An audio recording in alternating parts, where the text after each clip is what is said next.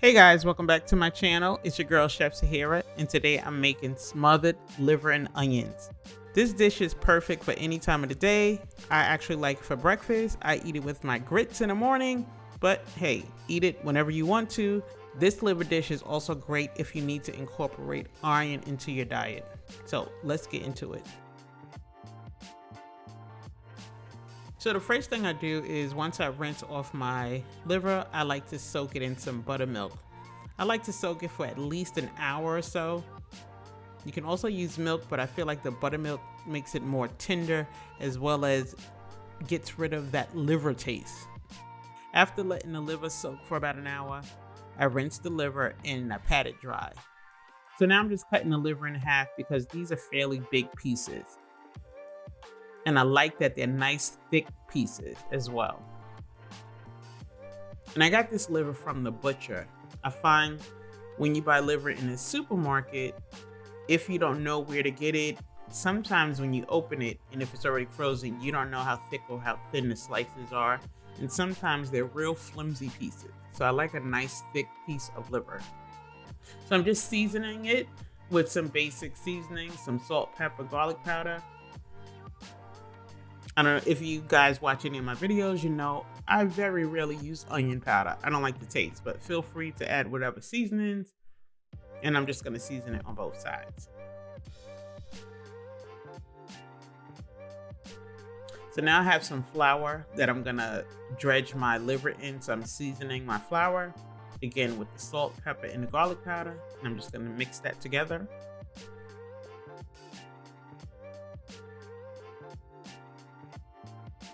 So now I'm just dredging my liver in my flour, making sure it's well covered, and then I'm just gonna shake off the extra flour. I'm just gonna dredge all the pieces, and then I'm gonna start to fry it.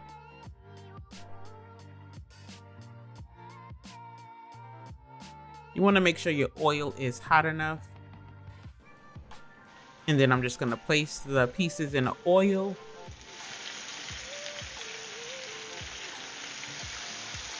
Be sure not to overcrowd your pan. You may have to fry in batches. We're gonna fry it for a few minutes on each side.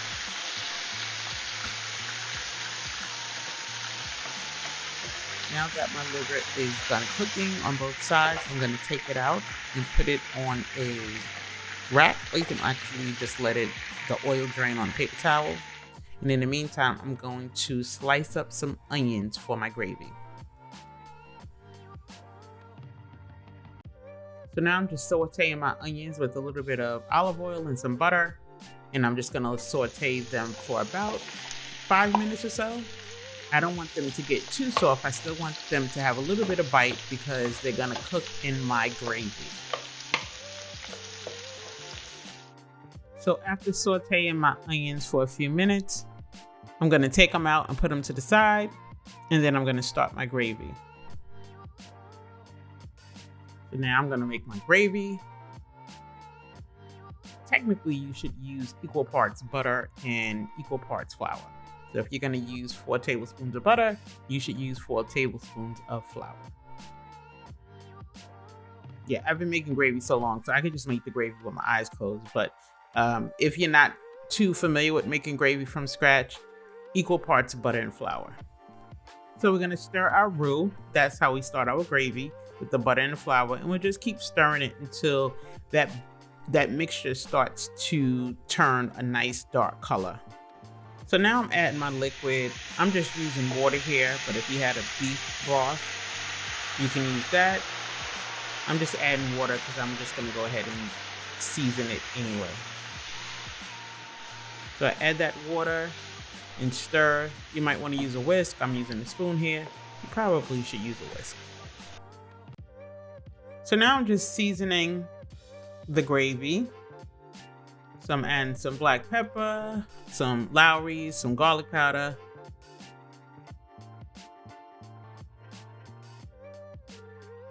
I'm actually adding some Lipton onion soup mix. Normally I have some beefy onion soup mix on hand, but you'll see that I'm gonna add some beef bouillon cubes. So if you feel like your gravy is getting too thick, go ahead and add some more water or some more of the beef broth if that's what you're using. And now here I am adding some beef bouillon cubes. That's packed with a lot of flavor, so that's going to give me my beefy flavor as well. If you watch any of my videos that I make a gravy, I'm always going to add some kind of cream of something. So here I have the cream of mushroom.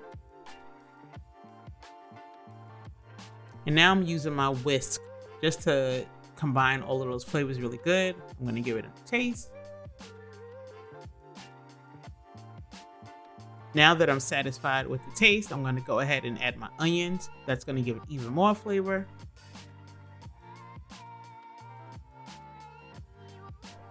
So I like to make sure the gravy tastes really nice before I add the meat, because once I put the meat in, it won't allow me to stir it as thoroughly as I would like. So I try to get my flavor together before I add the meat.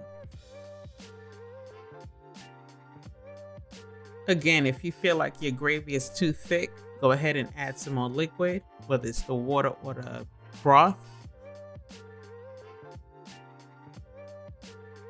So now I'm just adding my liver to my gravy.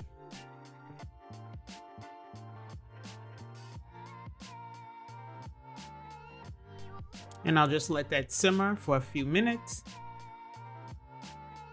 Also, if your gravy is too thick, add some water, because you also want enough gravy to cover your liver. Here I'm just covering up my liver with some of the gravy, and I'm just letting it simmer. Be sure to put a top on it because you want it to simmer and keep that moisture in. Just for the purposes of this video, you don't see the top one. I didn't record it with the top one, but trust me, I'm using the top. That's it, guys.